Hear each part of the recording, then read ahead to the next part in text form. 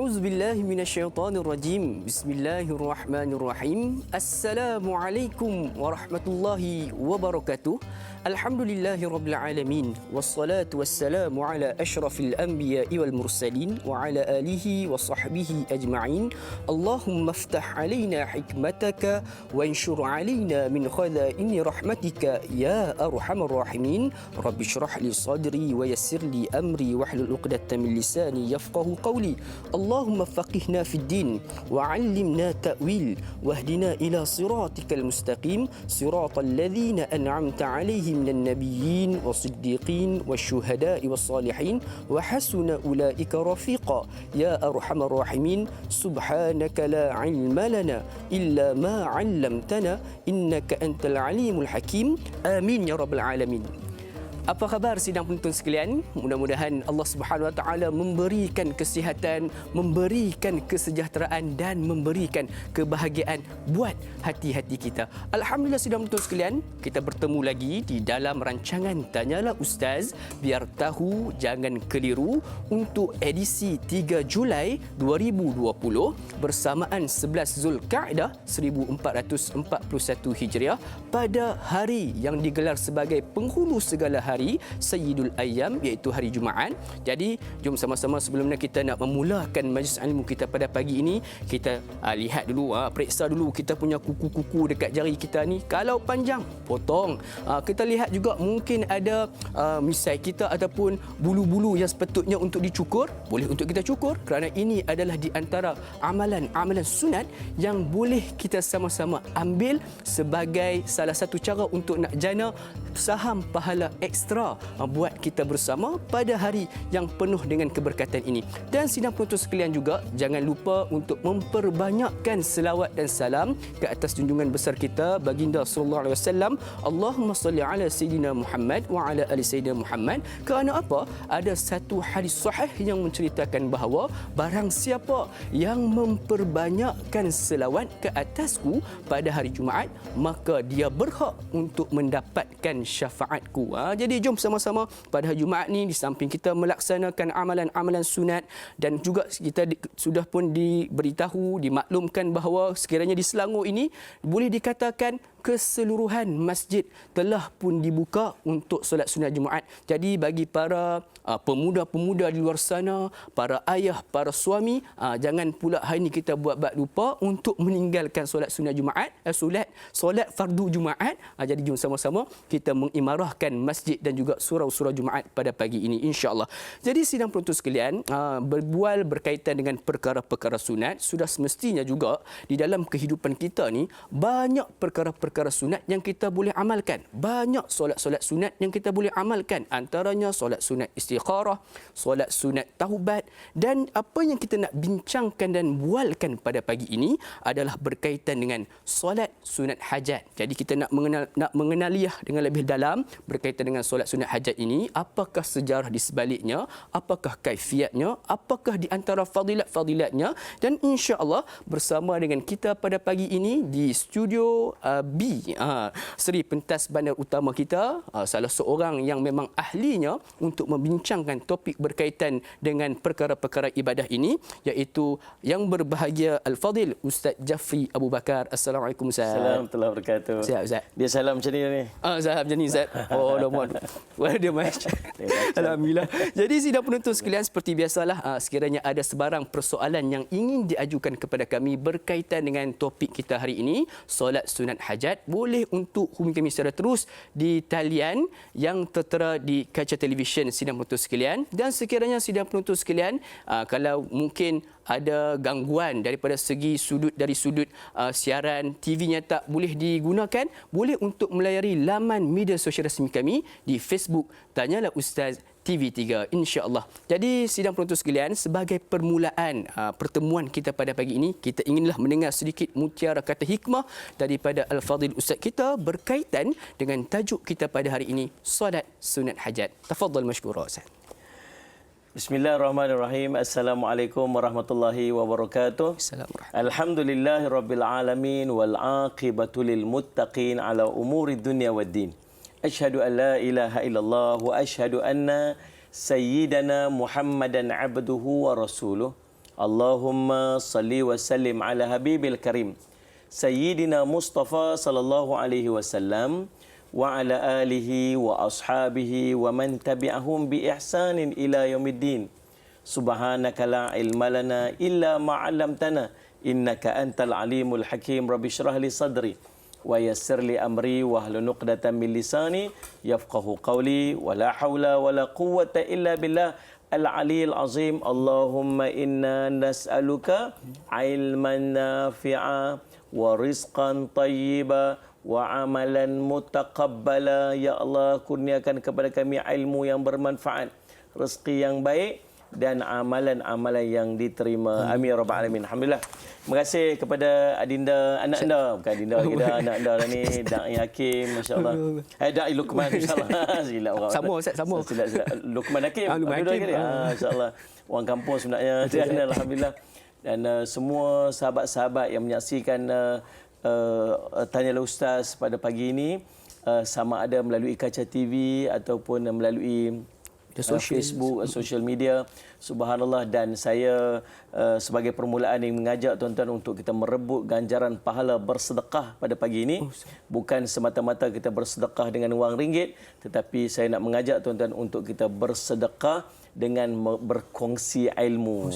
Kan kami saya dengan Dai Luqman, kami duduk kat sini dengan sahabat-sahabat daripada tim Salih Alaihi Wasallam kru yang buat kerja untuk memastikan siaran ini dapat berjalan dengan baik. Dan kita di sana sambil kita mendengar ilmu, kita berkongsikan juga ilmu-ilmu ni kepada sahabat-sahabat kita dengan hanya klik share ke? Betul.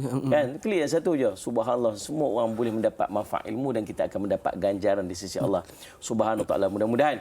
Baik, Allahumma salli ala sayyidina Muhammad. Tuan-tuan, tajuk kita yang kita bincang pada pagi ini berkaitan dengan solat hajat. Solat hajat. Solat hajat ni kita buat bila kita memerlukan sesuatu. Bagaimana yang Nabi SAW sebut dalam sebuah hadis, Allahumma salli ala sayyidina Muhammad.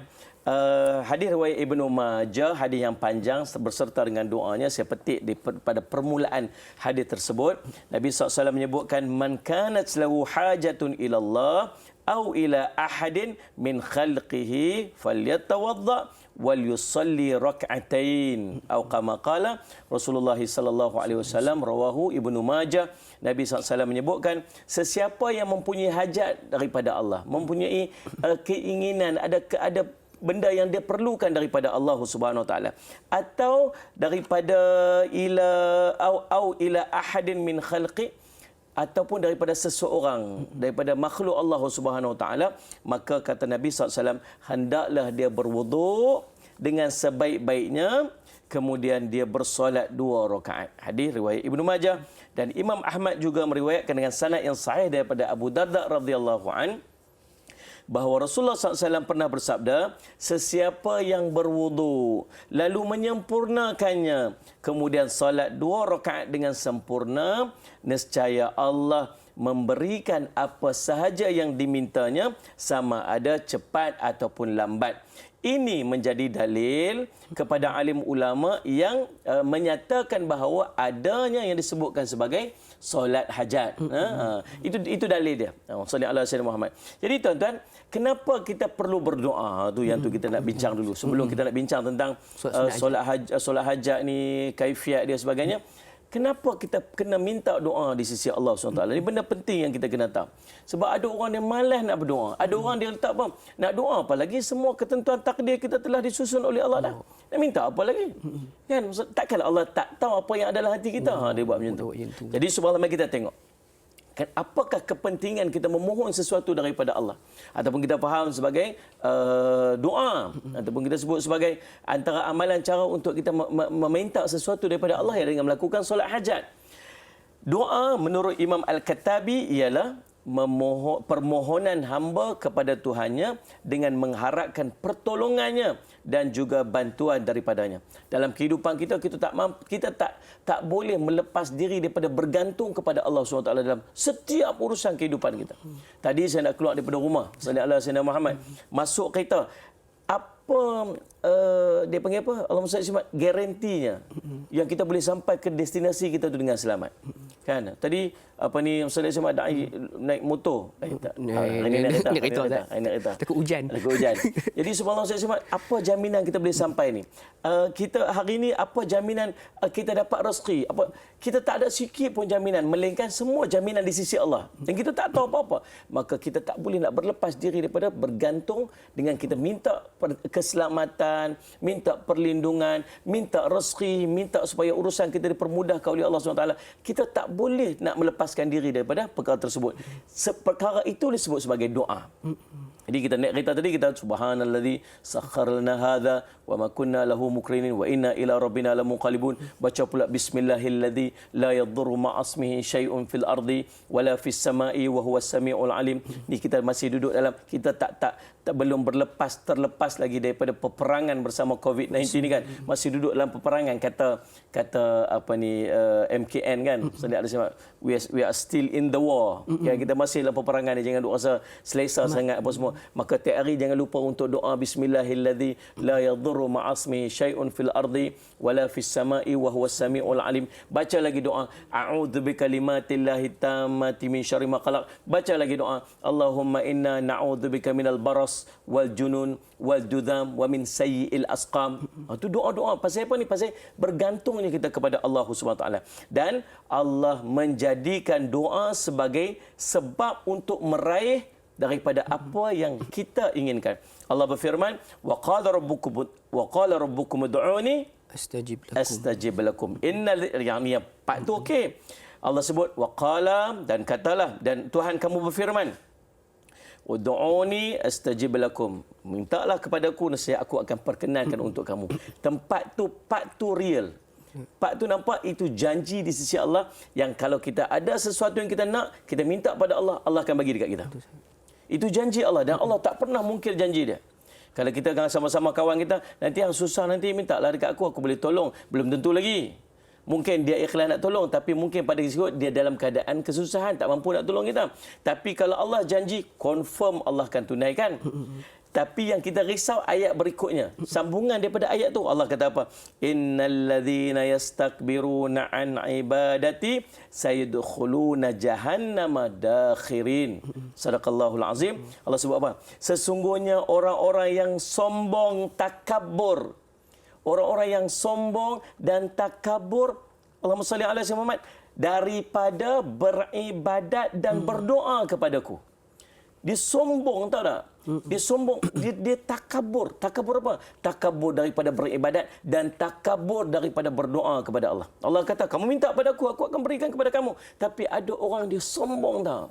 Dia rasa macam semua yang dia buat dalam hidup ini semua atas usaha dia. Dia kata, Salih alaihi wasallam, aku yang buat, aku yang decide. Semua keputusan ni atas hasil daripada usaha aku. Dia sombong pada Allah. Allah kata apa? Allahumma salli ala sayyidina Muhammad, sayadkhuluna jahannama dakhirin. Maka kamu akan masuk ke neraka Jahannam dalam keadaan yang hina. Jadi subhanallah sallallahu alaihi wasallam, Imam Ibnu Ashur dalam tafsirnya menyatakan bahawa ayat ini menjadi dalil bahawa Allah Subhanahu taala menuntut hamba-Nya untuk memperbanyakkan berdoa kepadanya berkaitan hajat-hajatnya serta menjadi dalil akan pensyariatan doa tersebut. Jadi rupanya bila kita berdoa pada Allah, ini merupakan syariat di sisi Allah. Ini perintah pada Allah. Bila kita rasa kita ni seorang hamba, kita seorang ni hamba kepada Allah, maka kita akan berdoa. Sebab apa? Sebab Allah perintah pada kita untuk kita berdoa. Dan perkara ini tidak menjadi khilaf di kalangan umat Islam itu sendiri. Kita disuruh berdoa kerana besarnya kesan doa atas apa yang akan berlaku. Daripada Ibnu Umar radhiyallahu anhu, Nabi SAW bersabda, "Inna du'a yanfa'u mimma nazala wa mimma la yanzil. Fa'alaikum ibadallahi bid-du'a." Sesungguhnya, kata Nabi SAW, sesungguhnya doa akan menjadi manfaat terhadap apa yang telah diturunkan dan apa yang akan diturunkan kepada kita. Doa ni, dia akan jadi manfaat apa ni? Manfaat kepada benda yang dah turun kat kita. Maksudnya dalam urusan kehidupan kita yang kita rasa macam, ya Allah, aku nak kepada yang ni, ya Allah, tapi dapat macam ni, ya Allah, kenapa diuji macam ni, ya Allah, kenapa? Faham tak? Waktu itu apa? Kita doa pada Allah. Dia akan jadi manfaat kepada benda yang telah diturunkan kepada kita. Dan dia juga akan menjadi manfaat kepada benda yang akan datang, yang belum lagi kita lalui. Ya Allah, berilah kebaikan ya Allah di hadapan. Ya Allah, kurniakanlah kepadaku isteri yang salihah. Ya Allah, kurniakan kepadaku suami yang saleh. Ya Allah, kurniakan kepadaku anak-anak zuriat keturunan yang baik. Ya Allah, berilah kebaikan-kebaikan dalam kehidupanku, rezeki yang murah. Benda-benda kita tak dapat lagi akan jadi manfaat juga dengan doa. Dan Nabi SAW sambung lagi, Allahumma salli ala sayyidina Muhammad. Allahumma salli ala sayyidina Muhammad. Lalu Nabi SAW sambung, Nabi kata apa? Fa'alaikum ibadallah bid-du'a. Maka hendaklah kamu berdoa, wahai ibadallah, wahai hamba Allah. Hadis riwayat Imam At-Tirmizi. Bahkan dalam sebuah hadis Nabi SAW yang lain, besarnya doa dan permintaan kita kepada Allah ni sehingga dia mampu untuk mengubah takdir. Takdir dah turun, takdir dah telah tertentu, begitu takdirnya. Dan salah satu daripada perkara yang mampu untuk mengubah takdir ialah doa. Doa. Sebagaimana sebuah hadis Nabi SAW daripada Thauban radhiyallahu an, Nabi SAW telah menyebutkan, inna rajula yarur Allahumma salli ala sayyidina, inna rajula la yuhramu rizqa bidzambi nusibuh wa la yaruddul qadara illa du'a. Atau kama qala Rasulullah sallallahu alaihi wasallam. Pagi-pagi dia maksudnya sesungguhnya seseorang itu tidak boleh terhalang daripada rezeki disebabkan dosa yang dilakukan. Maksud dosa menghalang rezeki dan tidak ada yang menolak takdir kecuali doa. Demikian kata Nabi SAW yang diriwayatkan oleh Ibnu Majah, Imam Ahmad dan Imam Al-Baihaqi. Jadi subhanallah Ustaz Syamad, itu di antara Da'i Luqman. Kenapa kita perlu berdoa dalam hidup kita? Ini kena permintaan sebab terkait dengan apa yang nak kita bincangkan pada pagi ini berkaitan dengan solat hajat. Solat hajat. Maka solat hajat ini salah satu daripada bentuk cara bagaimana untuk kita berdoa. Minta pada Allah SWT. Boleh saja kita duduk dalam keadaan lepas kita solat, kita angkat tangan, kita berdoa kepada Allah. Boleh saja dalam keadaan kita duduk atas kenderaan, waktu kita bermusafir, itu kita angkat tangan, kita berdoa kepada Allah. Boleh saja kita bangun pada pukul 3-4 pagi di akhir malam, kita angkat tangan, kita berdoa. Boleh saja waktu kita duduk di hadapan makanan kita, waktu kita nak berbuka puasa, kita berdoa. Ini waktu-waktu makbul doa. Dan salah satu daripada cara untuk kita berdoa kepada Allah ialah dengan kita bangun dan solat 2 rakaat, kemudian kita berdoa. Ini dinamakan sebagai solat hajat, dan perbuatan tersebut merupakan perkara, doa tersebut merupakan satu yang disyariatkan oleh Allah dan merupakan ibadat kepada hamba Allah SWT. Itu mukadimah tentang doa, insya-Allah. Wallahu a'lam. Wallahu a'lam. Jadi sidang penonton sekalian, solat sunat hajat merupakan salah satu bentuk daripada kita berdoa, Ustaz. Jadi Ustaz, menarik juga bila kita nak menarik berkaitan dengan doa ni. Pada hari Jumaat ni baginda SAW menyebut berkaitan dengan di dalam hari Jumaat itu sendiri ada satu tempoh di mana kalau kita berdoa Allah pasti akan makbulkan doa kita. Jadi banyak-banyakkan berdoa pada pagi ini, dan sidang penonton sekalian untuk terus dengan soalan-soalan kita. Namun sebelum tu Ustaz, kita nak berehat sebentar. Jangan ke mana-mana, teruskan bersama dengan kami dan rancangan Tanyalah Ustaz, biar tahu jangan keliru.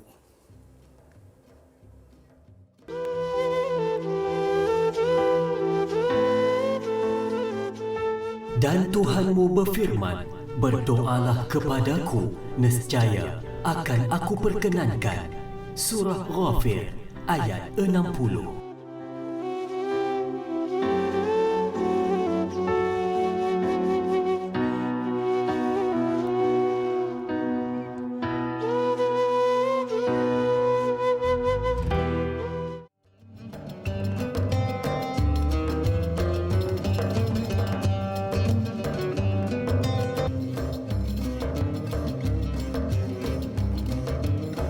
Alhamdulillah sidang penonton sekalian, kembali kita bertemu menerusi siaran langsung rancangan Tanyalah Ustaz, biar tahu jangan keliru, yang pada pagi ini sidang penonton sekalian kita sama-sama membincangkan topik berkaitan dengan solat sunat hajat. Sebelum mana kita berhenti berehat sebentar tadi di segmen yang pertama tadi, Ustaz telah pun menceritakan kepada kita tentang apakah perkaitan antara solat sunat hajat dengan cara kita berdoa. Dan seperti mana yang Ustaz simpulkan tadi, solat sunat hajat merupakan salah satu daripada cabang ataupun cara untuk kita berdoa memohon hajat kepada Allah Subhanahu Wa Taala. Jadi sidang penonton sekalian, seperti biasa ada sebarang persoalan yang ingin diajukan kepada kami, boleh untuk hubungi kami secara terus di talian tertera di kaca televisyen sidang penonton sekalian, ataupun boleh untuk menghantarkan mesej melalui WhatsApp di talian 011-1233-6480, ataupun boleh terus menerusi laman media sosial rasmi kami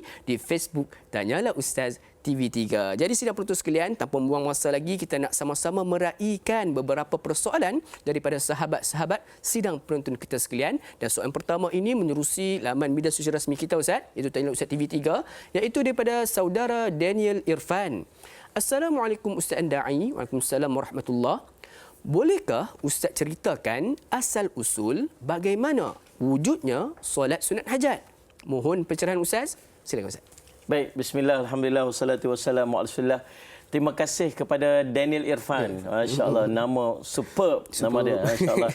Yang mudah-mudahan Allah berikan kebaikan dan dalam berikan keselamatan dan Allah tunaikan segala hajat Daniel Irfan dalam urusan kehidupan. Insya-Allah. Terima kasih sebab bertanyakan soalan bagi pihak semua, insya-Allah. Baik, tuan-tuan yang dirahmati oleh Allah sekalian, Allahumma salli ala sayyidina, setiap perbuatan dalam keadaan kita nak melakukan ibadat kita kepada Allah, terutama dalam urusan ibadat, sebaiknya dalam keadaan berdalil. Kata ada dalil-dalil sendiri. Dan kita tak mampu untuk memetik dalil-dalil disebabkan kelemahan-kelemahan kita dalam kita nak translate hadis, nak tengok macam mana nak istinbat hukum, nak keluarkan hukum, kita tak pandai, bukan bidang kita. Maka kita serahkan urusan ini kepada kebijaksanaan alim ulama, terutama ulama terdahulu, ulama salaf dan sebagainya. Maka subhanallah, termasuk juga dalam keadaan yang disebut sebagai solat hajat ini.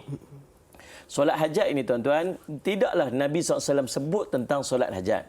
Nabi SAW tak bagi nama solat hajat.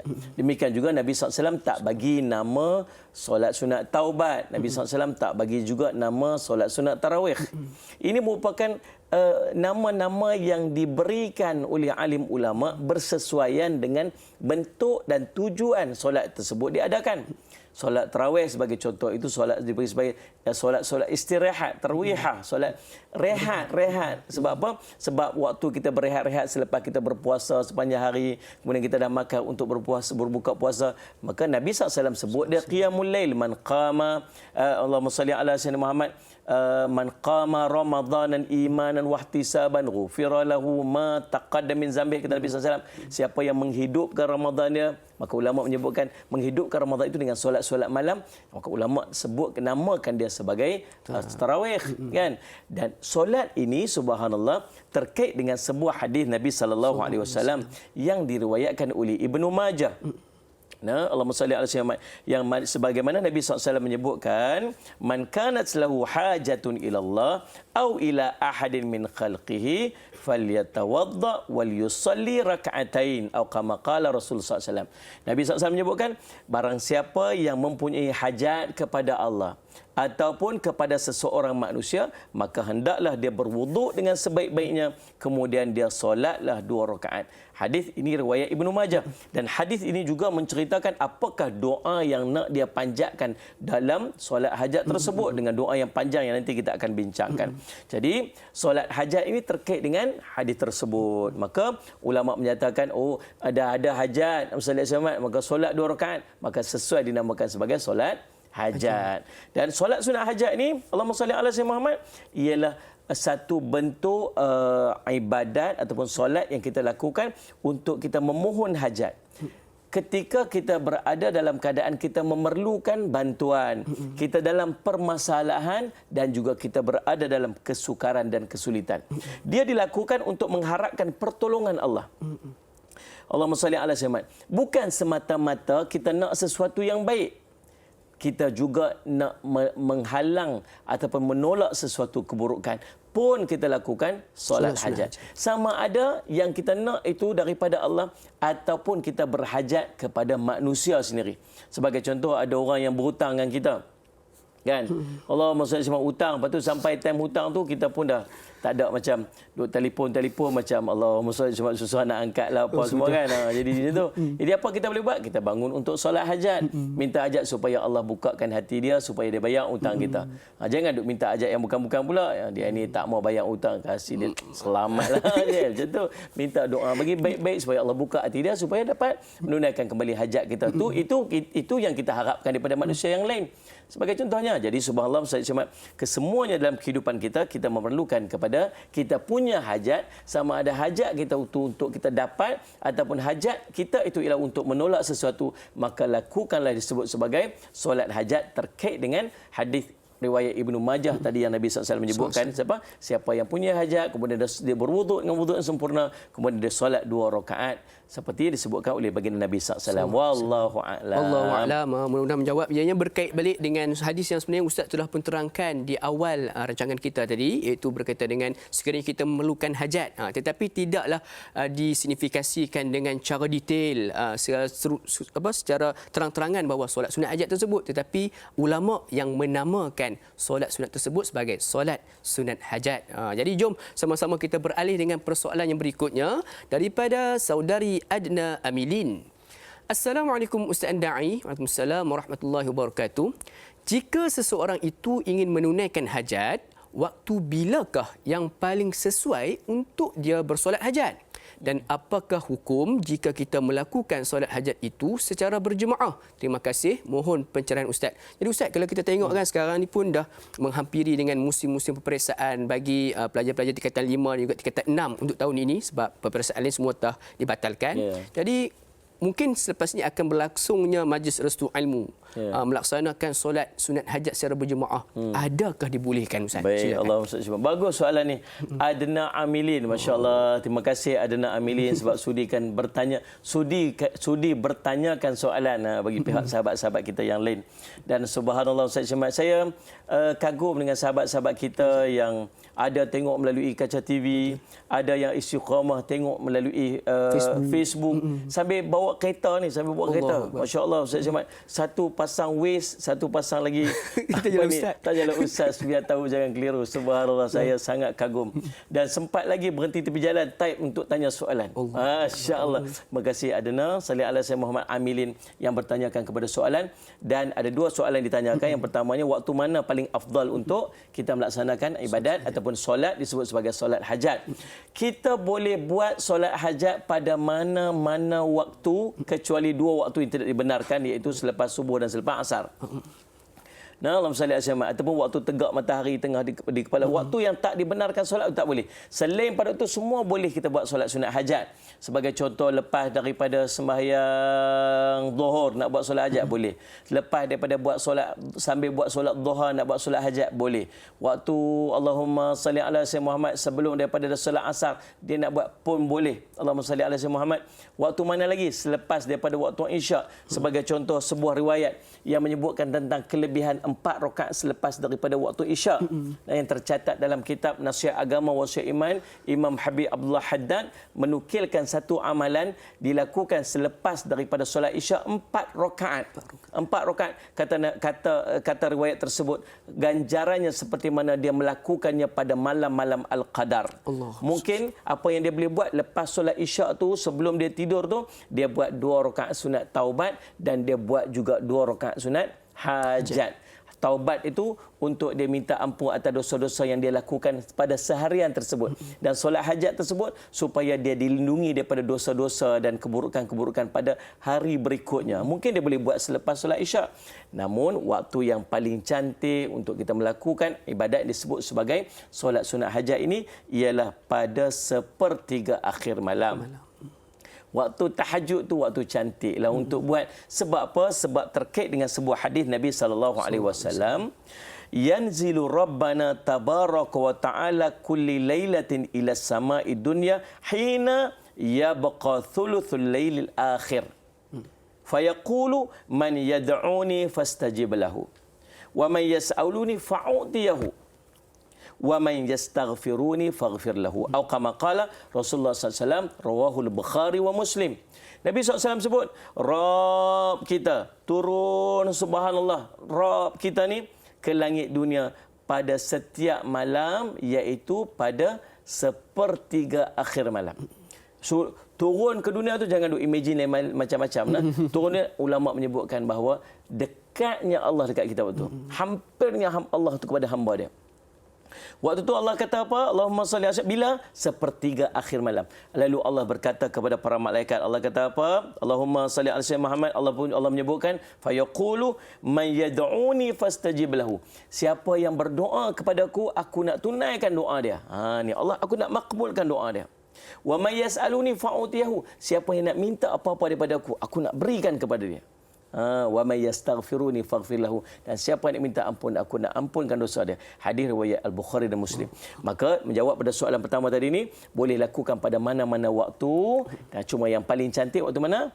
Waktu sepertiga akhir malam. Sebab waktu tu waktu Allah nak makbulkan doa, Allah nak tunaikan segala hajat dan Allah nak ampunkan segala dosa. Soalan pertama. Soalan kedua, Allahumma salli ala sayyidina Muhammad. Boleh tak kita lakukan solat hajat ini secara berjemaah? Nah, boleh tak? Bulan ni memang jadi trend kita lah. Orang terutama orang di Malaysia ni kan. Kita biasa buat solat sunat pun kita biasa buat secara berjemaah. Baik, mari kita tengok beberapa pendapat daripada ulama. Allahumma salli ala sayyidina Muhammad. Tuan-tuan, yang pertamanya kita nak ambil pendapat daripada Imam Ibnu Qudamah Al-Maqdisi rahimahullah taala. Dia menyebutkan bahawa boleh untuk solat sunat secara berjemaah dan juga boleh secara bersendirian. Kerana Nabi SAW melakukan kedua-duanya. Kadang-kadang berjemaah dan kadang-kadang bersendirian. Dan kebanyakan solat baginda Nabi SAW adalah secara bersendirian. Kemudian kita ambil juga pendapat daripada para ulama Syafi'iyah. Ulama-ulama dalam mazhab Syafi'i seperti Imam Al-Khatib Asy-Syarbini rahimahullahu taala, dia menyatakan sesungguhnya semua solat yang tidak disunatkan berjemaah padanya adalah boleh dilakukan secara berjemaah. Ini diambil daripada perbuatan Sayyidina Umar radhiyallahu anhu yang mengumpulkan orang ramai untuk solat tarawih pada malam Ramadan. Rujuk Mughni Al-Muntaj Al-Khatib Asy-Syarbini. Dan kata Imam An-Nawawi rahimahullahu taala, sesungguhnya solat sunat itu tidak disyariatkan padanya berjemaah, melainkan pada solat 2 hari raya, solat gerhana, solat istisqa. Demikian juga solat sunat tarawih dan witir selepas tarawih. Sesungguhnya jemaah dalam semua solat tersebut adalah afdal. Adapun baki-baki solat sunat yang lain seperti solat sunat rawatib yang dilakukan bersama solat fardu, solat duha, solat sunat mutlak, tidak disyariatkan semua itu secara berjemaah, iaitu tidak disunatkan. Akan tetapi jika seseorang itu melakukan secara berjemaah, maka dia dibolehkan, tidak dikatakan perbuatan itu makruh. Imam Asy-Syafi'i telah menaskan dalam Mukhtasar Al-Buwaiti dan Mukhtasar Ar-Rabi' bahawa tidak mengapa berjemaah dalam solat sunat. Jadi konkludnya yang kita boleh faham daripada situ, solat sunat yang tidak disunatkan berjemaah padanya afdal dilakukan secara bersendirian. Nak solat hajat sendirian, solat taubat sendirian, nak solat duha sendirian, afdal dilakukan sendirian, namun harus untuk dilakukan secara berjemaah. Tu boleh faham tak? Itu keadaan dia. Kita memetik beberapa pendapat ulama, mudah-mudahan menjadi manfaat kepada kita. Wallahu a'lam. Wallahu a'lam. Jadi cukup menarik Ustaz berkaitan ini. Seperti Ustaz katakan, tidak ada masalah sebenarnya untuk melakukan secara berjemaah pun, sebab Nabi pun ada juga dan ketikanya solat sunat Nabi melakukan secara berjemaah. Tetapi afdalnya kalau solat yang penuh dengan hajat ni lebih baik kita laksanakan secara bersendirian. Jadi sidang penonton sekalian, banyak lagi persoalan yang diajukan kepada Al-Fadhil Ustaz kita untuk jawapan. Jadi jom Ustaz sama-sama kita beralih dengan persoalan yang berikutnya, menerusi juga daripada laman media sosial rasmi kita di Facebook Tanyalah Ustaz TV3, menerusi saudari Lela Ella. Pagi ni ramai yang jadi anak-anak muda ni Ustaz. Assalamualaikum dan selamat pagi. Assalamualaikum warahmatullahi. Melakukan solat sunat hajat ketika menghajati sesuatu lebih afdal jika dilakukan dengan tertib.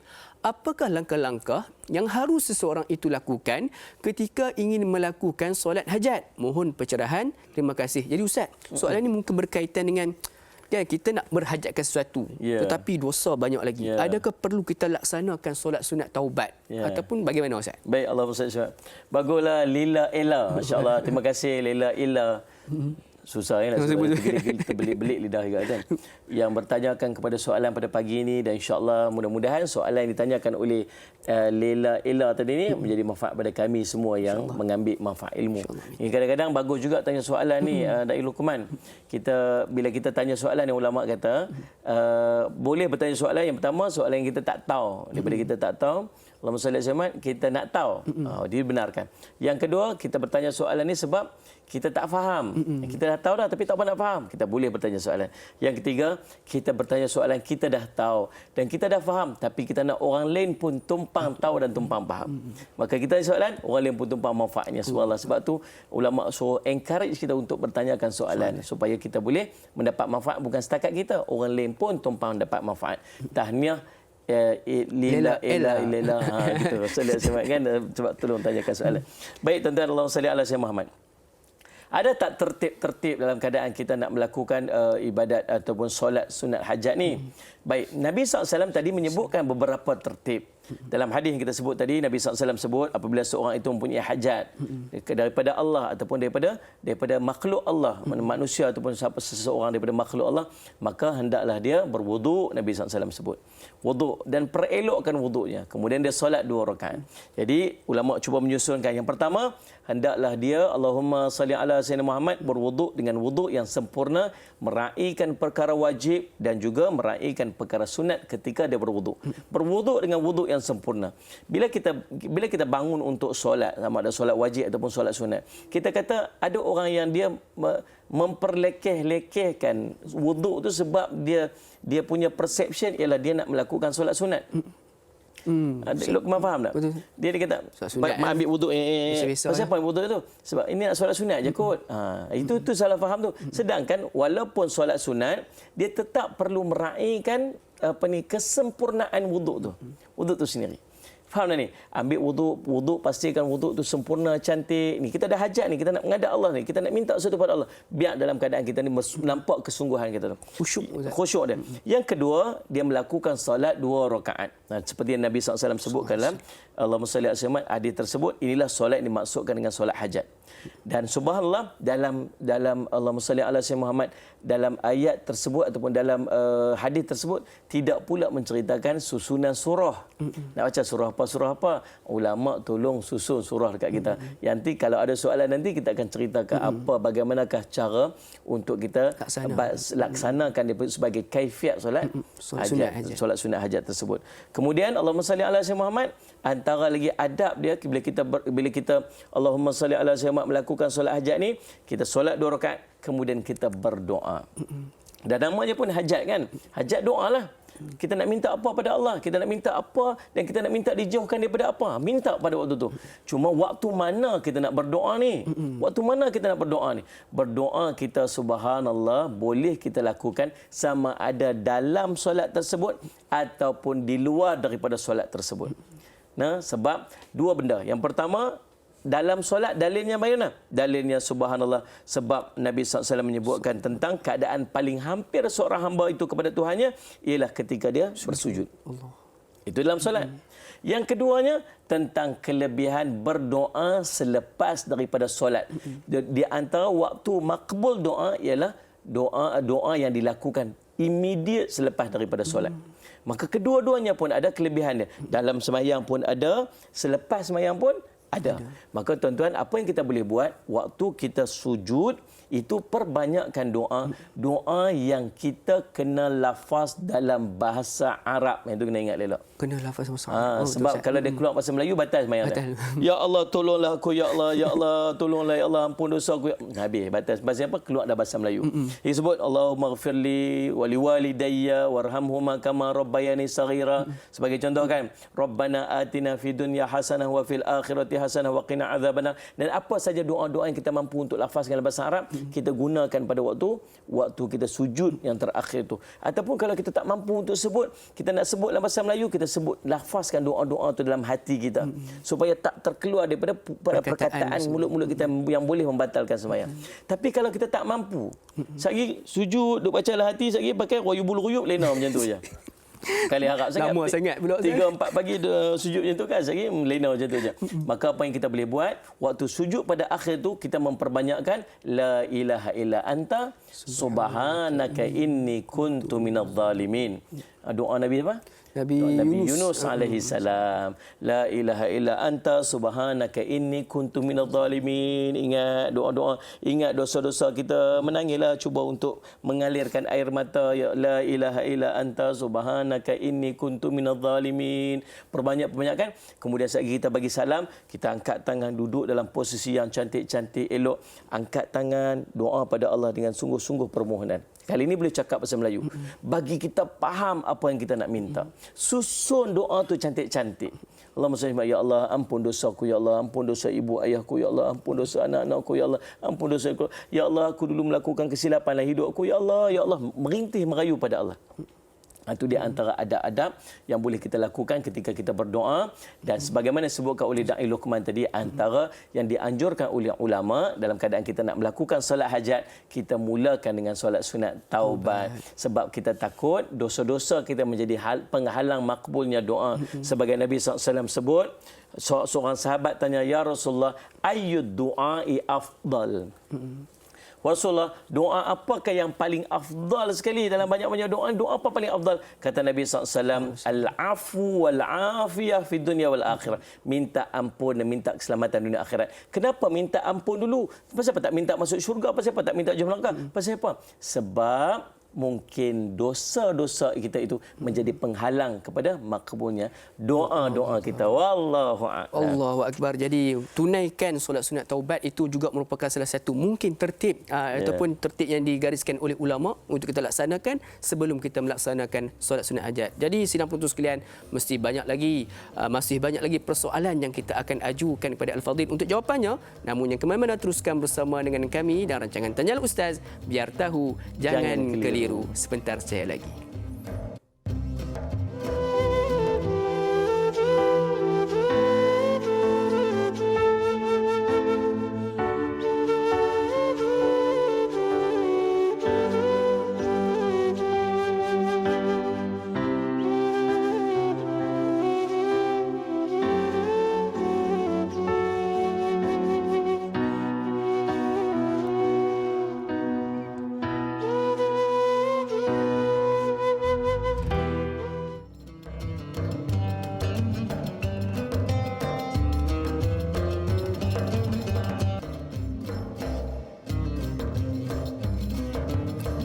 Ud'uni astajib lakum. Kata Allah Subhanahu Wa Taala, mintalah, mohonlah, doalah kepadaku, nescaya aku akan kabulkan. Jadi yang paling penting bila mana kita berhajat, bila mana kita berdoa, pastikan kita yakin Allah Subhanahu Wa Taala pasti akan mengabulkan segala permintaan kita. Sidang penonton sekalian, alhamdulillah kembali kita bertemu menerusi rancangan Bual Bicara Agama nombor 1 di Malaysia.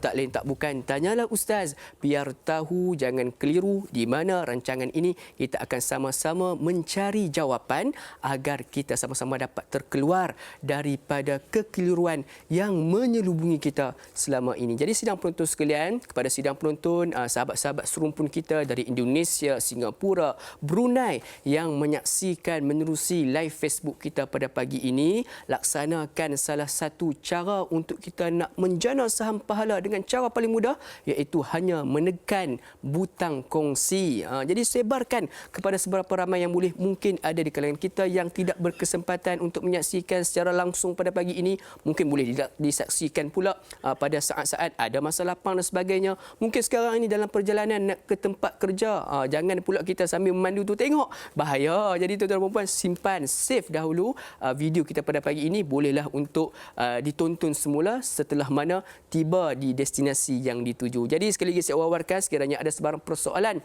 yang ingin diajukan kepada kami, boleh untuk hubungi kami secara terus di talian yang tertera di kaca televisyen sidang penonton sekalian. Sidang penonton sekalian, jom kita sama-sama nak beralih kepada persoalan berikutnya. Ustaz, boleh? Iaitu menerusi Facebook kita juga, iaitu daripada Poliklinik An-Nur DPP. Ni soalan ni mesti ada kaitan dengan sains-sains sikit, Ustaz. Iaitu Assalamualaikum warahmatullahi wabarakatuh. Ustaz, da'i, kru-kru serta para penonton tanya Ustaz. Waalaikumsalam warahmatullahi. Mohon pencerahan. Apakah baik seseorang itu menghimpunkan banyak hajatnya dalam satu solat hajat? Atau lebih baik untuk satu kali solat hanya untuk satu jenis hajat sahaja? Mohon pencerahan Ustaz. Terima kasih. Mungkin Ustaz ada ramai orang yang dia ada nak doa untuk anak dia, untuk mak dia, untuk diri dia sendiri. Dia satukan hajat tu, adakah ataupun lebih baik dia asing-asingkan? Baik, bagus soalan tu. Poliklinik An-Nur. Poliklinik pun tanya soalan hari. Bagus soalan, masya-Allah, salih ataupun mewakili poliklinik tu. Baik, tuan-tuan, Allahumma salli ala Sayyidina Muhammad. Boleh tak kita menghimpunkan keseluruhan hajat dalam satu solat hajat ataupun satu doa? Ataupun perlu kepada kita spesifikkan hajat-hajat kita daripada dalam susunan solat-solat hajat dia tersendiri. Hari ini solat hajat minta yang ni, esok solat hajat pula minta ini. Maka harus untuk kita menghimpunkan keseluruhan daripada hajat-hajat kita dalam satu solat hajat sahaja. Boleh, tak ada masalah apa. Cuma ada adab lah. Cuma ada adab-adab dalam keadaan kita berdoa. Apa adab dalam kita berdoa ni? Tuan-tuan, Allahumma salli ala Sayyidina Muhammad. Boleh jadi kita buat macam ni, sahabat yang dirahmati sekalian, Allah penonton yang dirahmati sekalian. Boleh jadi hari ni kita buat solat hajat untuk minta ampun dosa-dosa yang kita buat. Esok kita buat solat hajat pula minta ampun kepada ibu dan ayah kita. Lusa kita buat pula minta rezeki yang murah. Lepas tu kita minta pula anak-anak yang soleh, hajat-hajat itu. Maka tuan boleh bayang tak berapa lama masa yang kita perlu untuk kita selesaikan hajat-hajat kita tu. Sebab kita punya banyak hajat dalam hidup. Kan banyak sangat, kalau kita boleh senaraikan apa yang kita nak dalam hidup kita, terlalu banyak yang kita nak daripada Allah SWT. Maka kita jadi macam mana? Kita akan mengambil masa yang panjang untuk kita berdoa. Sedangkan salah satu daripada adab ketika kita berdoa ialah kita mengulang-ulang doa tersebut di sisi Allah. Kita ulang-ulang. Kalau kita buat satu-satu spesifik, dia jadi macam mana? Kita tak akan berulang. Hari ini satu, esok satu pula.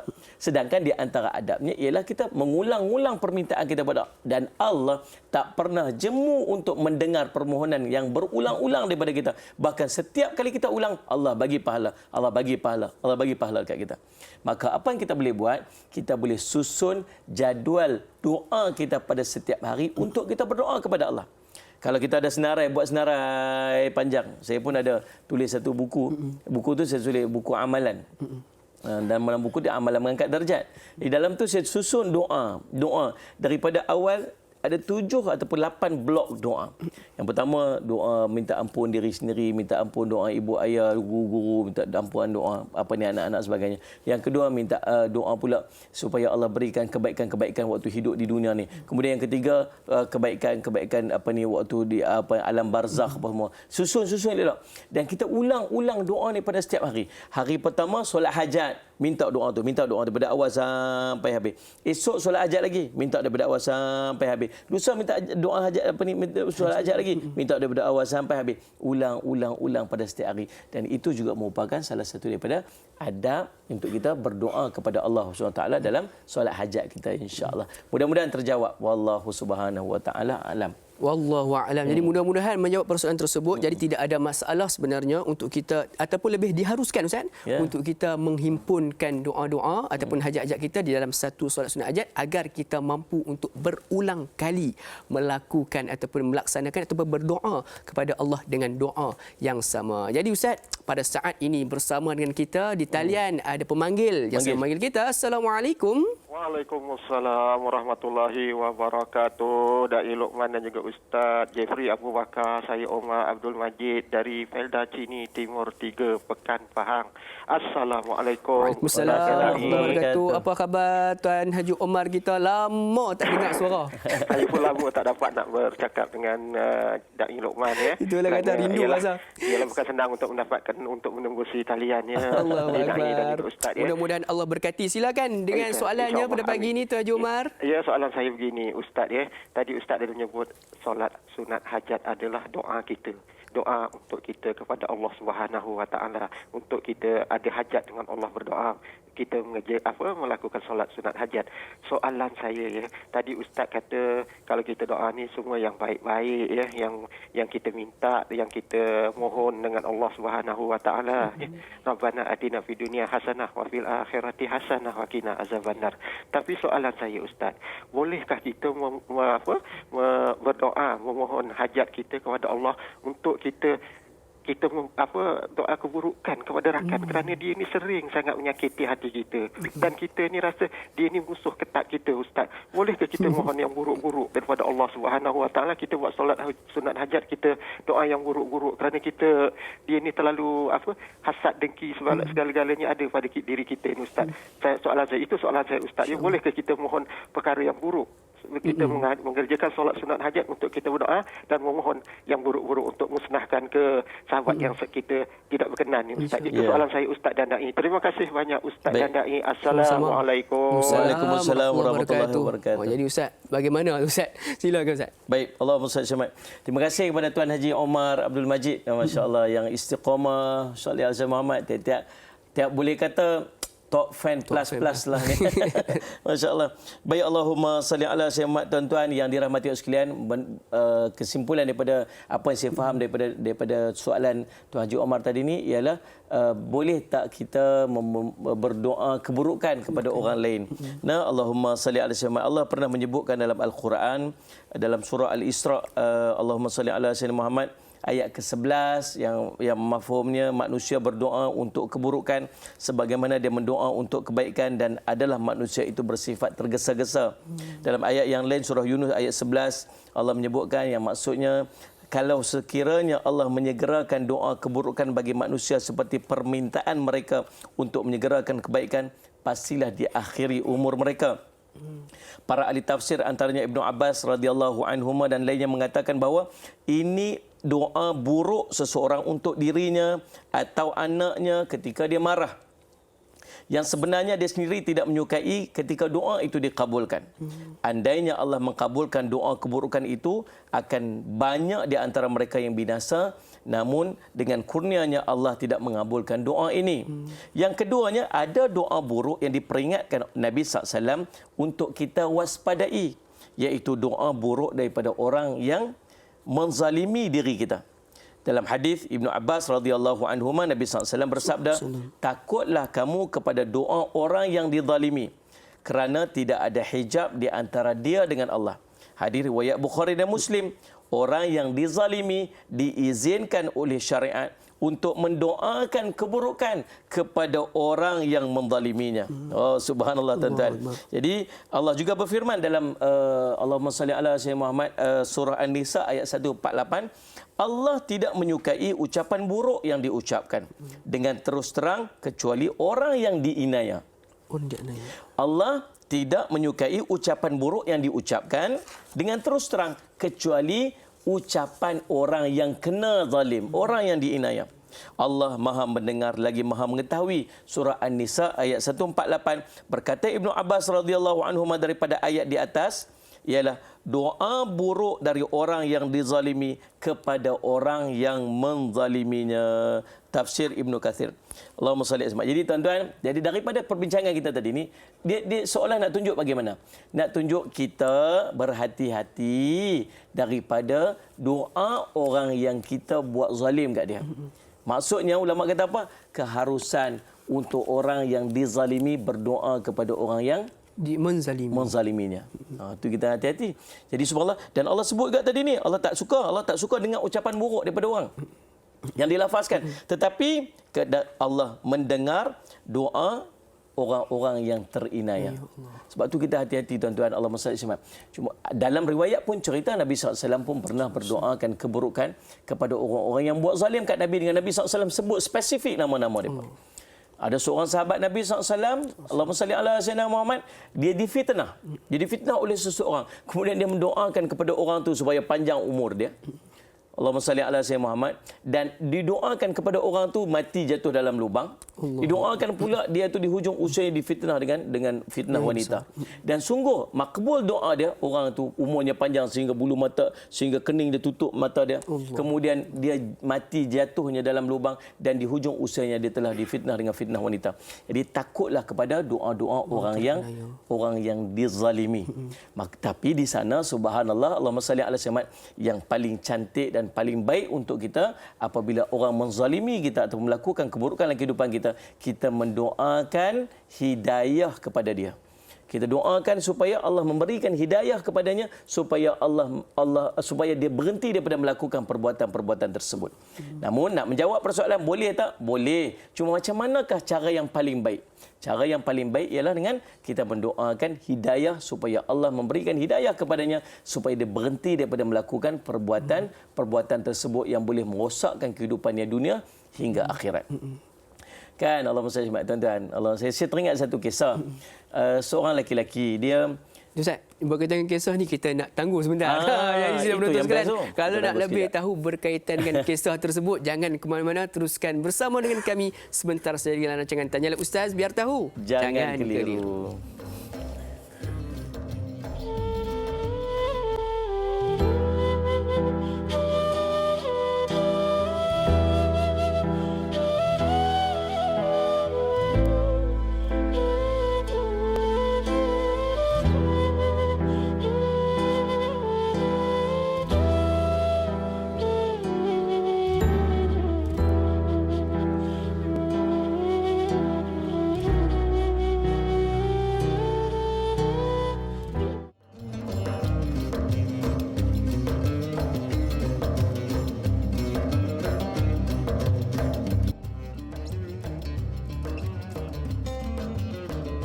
Alhamdulillah sedang penonton sekalian, kembali kita bertemu menerusi secara langsung rancangan Tanyalah Ustaz biar tahu jangan keliru, membincangkan, mengupas dan mencari jawapan di sebalik topik kita solat sunat hajat yang bersangkut paut dengan kebanyakan pengamalan harian kita yang sepatutnya kita laksanakan setiap hari, kerana seperti mana yang telah dinyatakan oleh Al-Fadhil Ustaz dan juga daripada para ulama mengatakan bahawa kita sebaik-baiknya berulang-ulang kali menyatakan hajat kita kepada Allah Subhanahu Wa Taala, sebab Allah sangat-sangat suka mendengar rintihan orang yang berhajat dan berdoa kepadanya. Jadi sidang penonton sekalian, sekali saya wawarkan sekiranya ada sebarang persoalan yang ingin diajukan kepada kami, boleh untuk hubungi kami secara terus di talian yang tertera di kaca televisyen sidang penonton sekalian, dan kepada sidang penonton yang sedang menyaksikan menerusi live Facebook Tanyalah Ustaz TV3, jangan lupa untuk tekan butang kongsi. Mudah-mudahan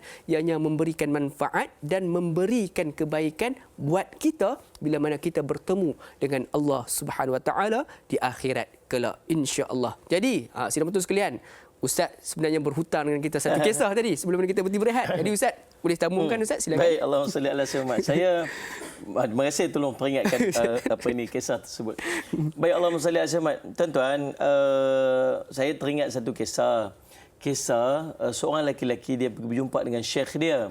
Kemudian dengan guru dia, dia kata, "Wahai syekh, saya sakit hati tengok orang ramai-ramai sedang minum arak dekat dalam dekat tempat minum arak tu. Boleh tak syekh saya bawa bom sekali, saya pergi bom, mati semua dia pakai situ." Lalu apa kata syekh dia? Dia apa kata syekh dia? Kalau dia orang mati tu mati apa tu? Mati buruklah, mati tengah minum arak kan? Kan? Agaknya Allahumma salli ala Sayyidina Muhammad, siapakah makhluk Allah yang sentiasa berharap umat Islam mati dalam keadaan su'ul khatimah dan masuk neraka? Allah. Siapakah makhluk Allah yang dia sentiasa berusaha untuk pastikan orang Islam mati buruk, mati masuk neraka? Siapa? Iblis dan syaitan. Iblis dan syaitan. Maka kalau kamu pi bom orang yang sedang minum arak tu, lalu mereka semua mati dalam keadaan su'ul khatimah tu, masuk neraka, agaknya siapakah yang paling suka? Allah. Syaitan paling suka. Maka kamu sama aja dengan syaitan. Member. Kita subhanallah, Allahumma salli ala Sayyidina Muhammad. Tuan-tuan, kita ni kenapa nak pastikan saudara Islam kita semua masuk syurga? Dan itu tanggungjawab kita. Maka mungkin di sana ada di kalangan sahabat kita yang dia duduk dalam keadaan dia tak tahu bahawa dia sedang melakukan kezaliman atas sahabat dia.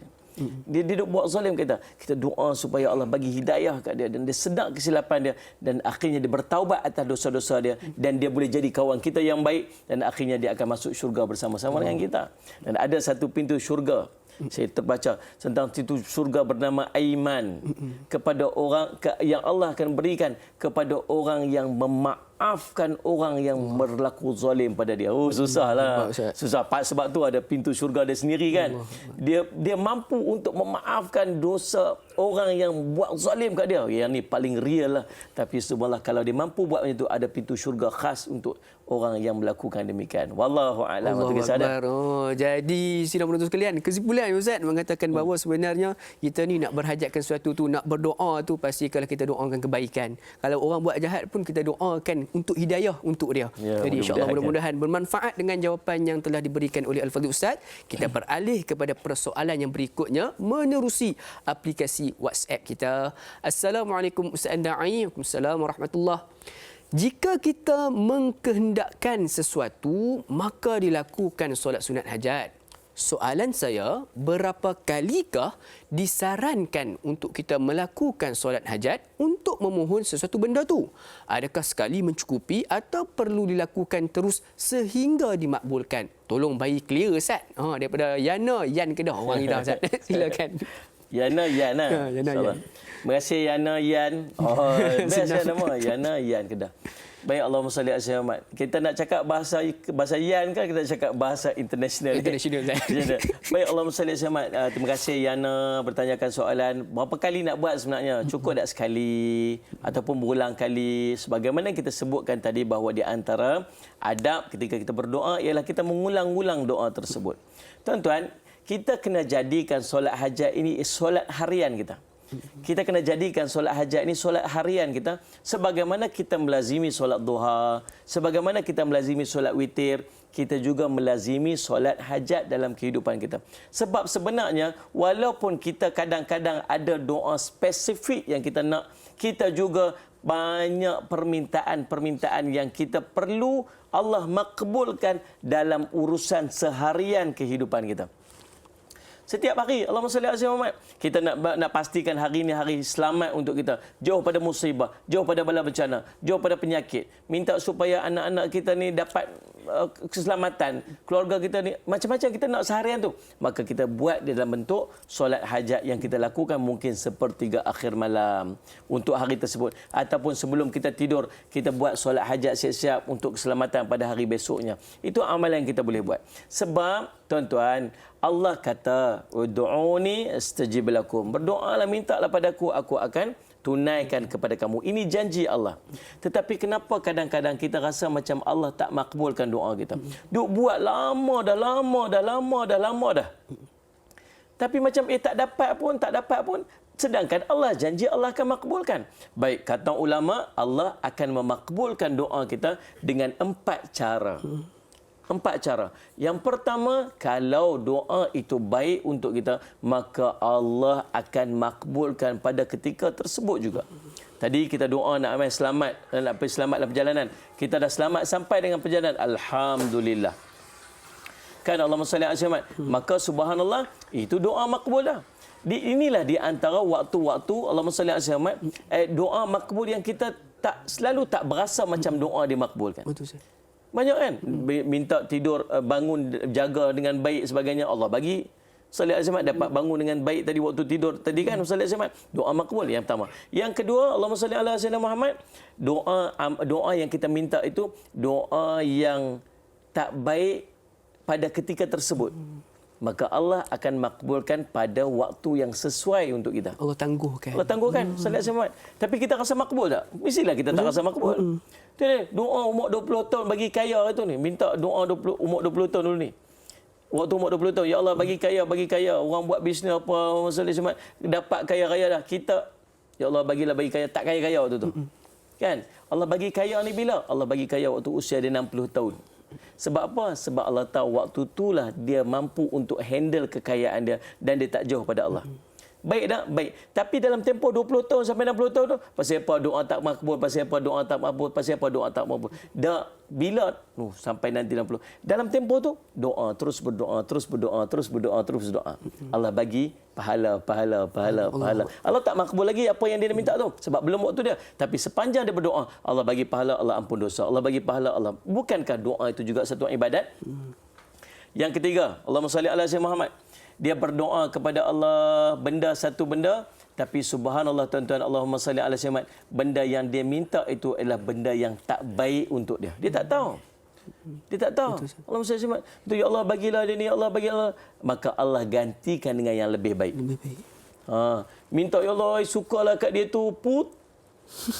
Tu abang dengan syadah kata tu. Punya putih semua kan. Taukid Ustaz. Ada taukid kata. Tiba-tiba yang bagi kat dia anda dapat apa tau? Dapat hitam. Masya Allah. Jadi salat saya pasal apa minta dia dapat yang ni? Tak, yang ni yang terbaik untuk dia. Ya, kalau dia dapat yang tu mungkin rosak kehidupan dia, mungkin apa sebagainya. Jadi subhanallah tuan-tuan, Allah Subhanahu dia berasa makbul tak? Dia berasa macam tak makbul, tapi sebenarnya itulah Allah makbulkan untuk dia.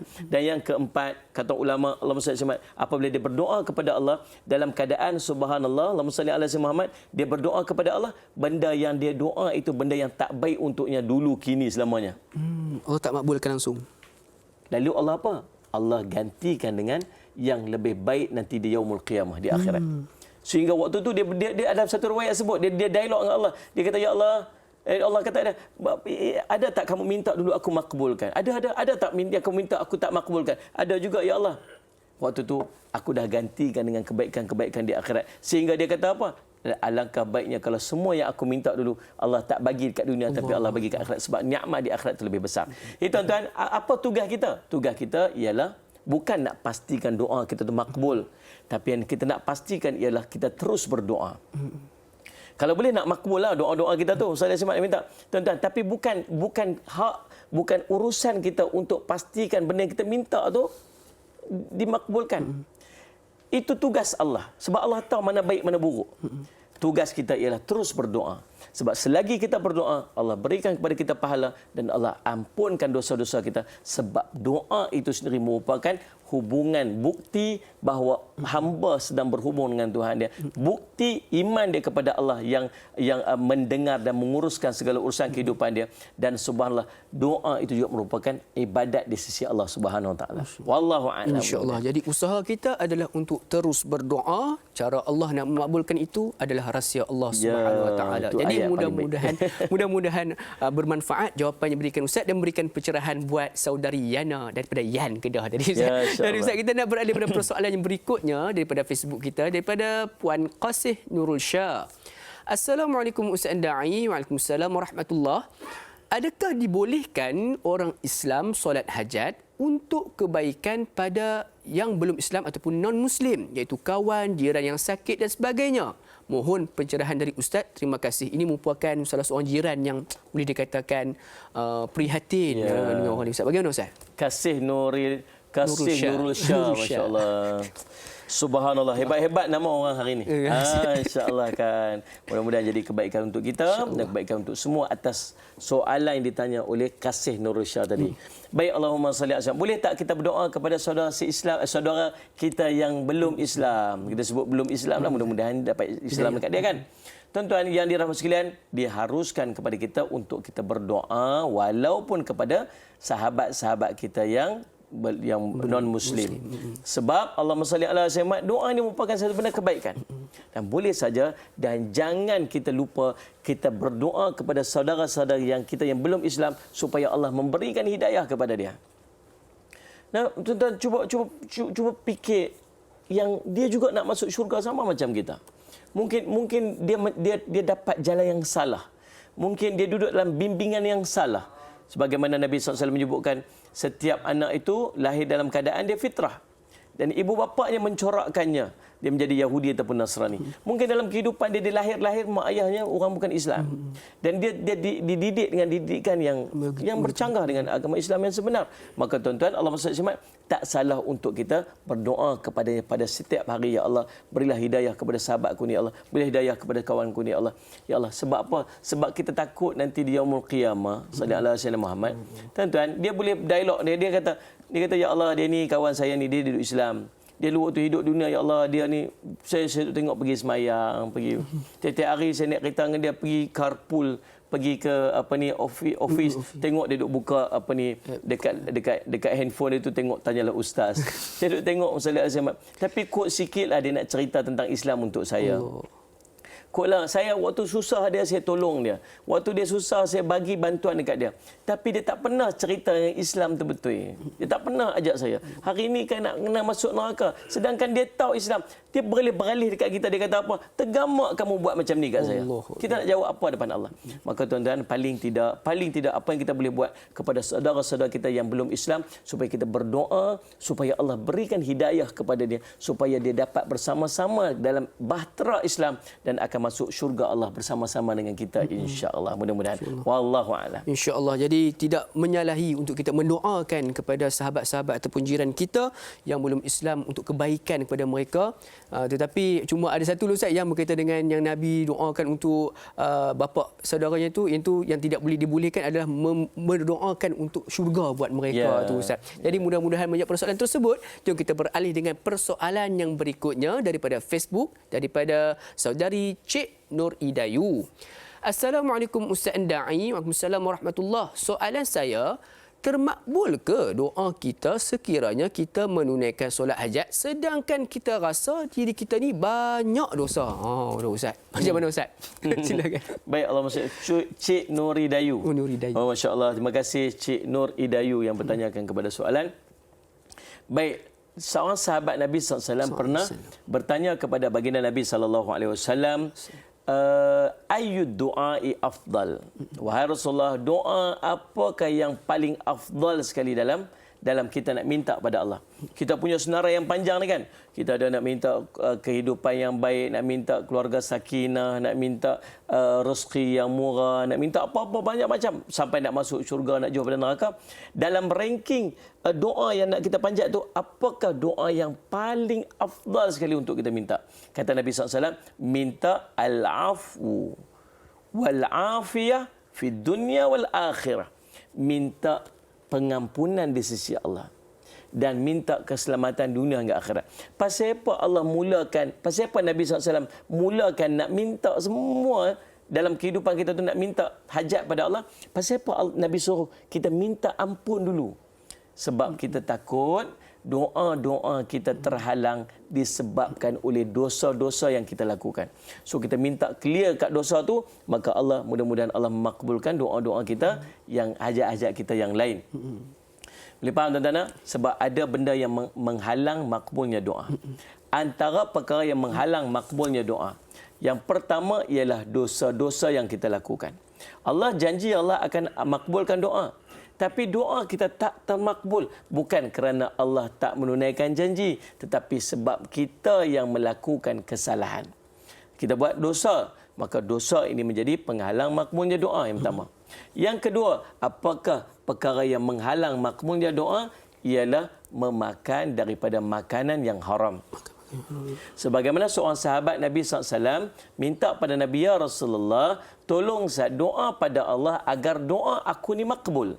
Tolong minta, ya Allah, agar setiap kali aku doa aku ni terus makbul. Minta. Apa yang Nabi SAW pesan kepada sahabat ini, jagalah apa yang masuk dalam perut kamu, nescaya doa kamu akan dimakbulkan.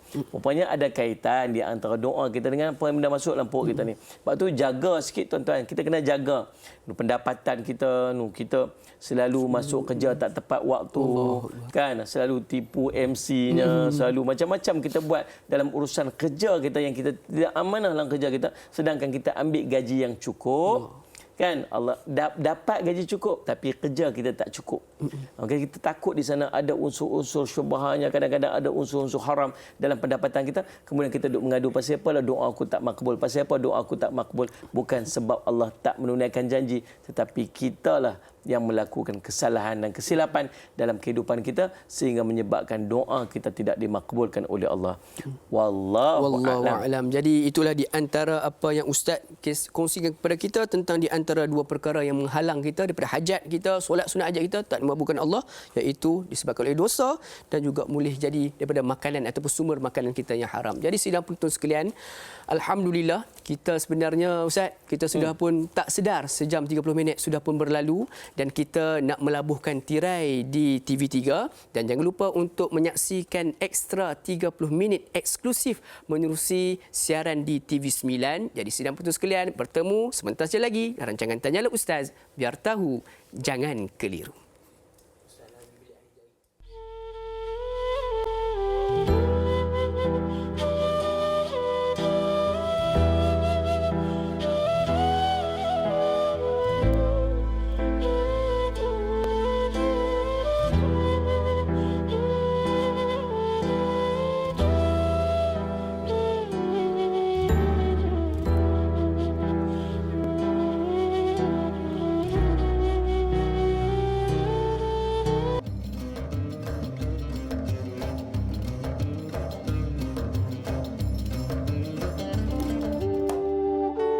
Rasulullah sallallahu alaihi wasallam bersabda, sesiapa yang mempunyai hajat kepada Allah Subhanahu wa taala atau kepada seorang manusia, maka hendaklah ia berwuduk dengan sebaik-baiknya, kemudian dia bersolat 2 rakaat. Hadis riwayat At-Tirmizi.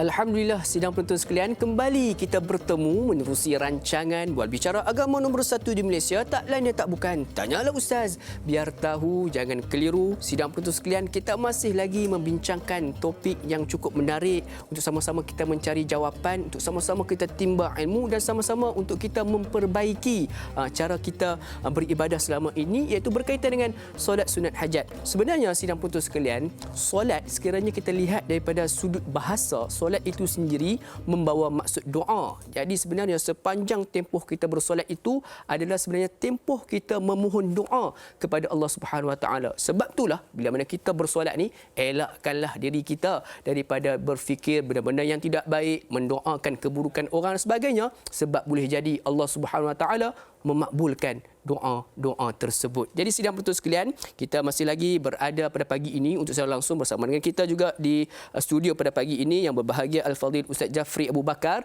yang insya-Allah kita akan nak terus lagi mencari, menggali dan juga mendalami dengan lebih lanjut berkaitan dengan topik kita hari ini, solat sunat hajat. Jadi sekali lagi saya wawarkan, sekiranya ada sebarang persoalan yang ingin diajukan kepada kami, boleh untuk hubungi kami secara terus di talian 0377261603 ataupun menerusi talian WhatsApp kami di talian 011123364480 ataupun boleh terus menerusi laman media sosial rasmi kami di Facebook Tanyalah Ustaz TV3. Jadi Ustaz, tak apa masa lagi, kita nak raikan lagi persoalan daripada sahabat-sahabat kita yang berikutnya, dan soalan yang berikutnya menerusi laman media sosial rasmi kita iaitu di Tanyalah Ustaz TV3 menerusi saudari Azizah Arifin.